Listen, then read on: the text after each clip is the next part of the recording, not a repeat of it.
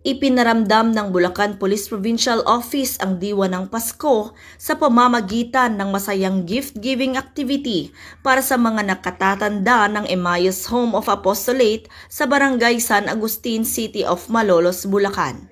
Ang aktibidad ay personal na dinaluhan ni Police Colonel Angel L. Garciliano, Provincial Director ng Bulacan Police Provincial Office, kasama si Police Lieutenant Colonel Linel F. Solomon, Chief ng Community Affairs and Development Unit at mga personahe ng unit.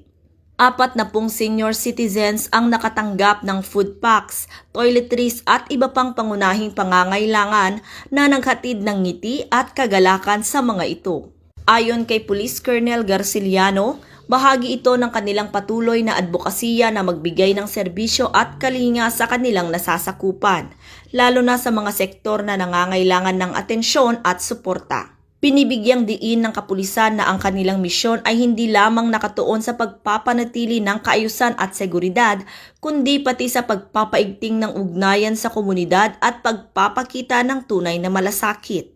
Sa pamamagitan ng mga programang pangkomunidad, patuloy na pinatitibay ng pambansang pulisya ang pagtitiwala at kooperasyon ng mga mamamayan tungo sa isang payapa, nagkakaisa at maunlad na lalawigan.